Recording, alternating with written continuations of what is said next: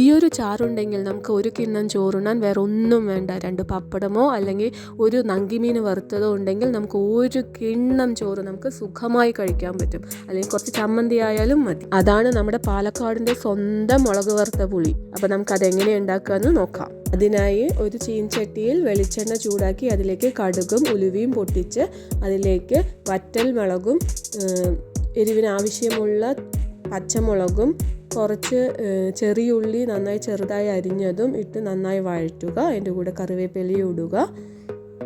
ആവശ്യത്തിന് ഉപ്പും കുറച്ച് മഞ്ഞൾപ്പൊടിയും ഇട്ട് നന്നായി ഒന്ന് ഇളക്കിയ ശേഷം അതിലേക്ക് പുളിവെള്ളം ഒഴിച്ചു കൊടുക്കാം.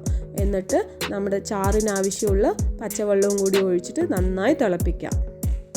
ഇത് കണ്ടില്ലേ, ഇതുപോലെ വെട്ടി തിളച്ച് കഴിഞ്ഞാൽ നമ്മളുടെ കറി ഇവിടെ റെഡിയായി. ഇനി നമുക്ക് ഉപ്പൊക്കെ നോക്കി എരിവൊക്കെ നോക്കി പാകത്തിനുണ്ടോ എന്ന് നോക്കിയ ശേഷം നമുക്കത് ഇറക്കി വയ്ക്കാം. ഇത് ഒരു കിണ്ണം ചോറ് നിങ്ങൾ സുഖമായി കഴിക്കും.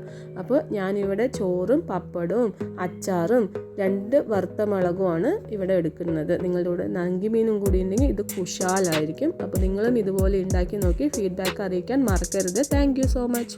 സബ്സ്ക്രൈബ് ചെയ്യാൻ മറക്കരുതേ. അപ്പോൾ നമുക്ക് അടുത്ത വീഡിയോയിൽ കാണാം.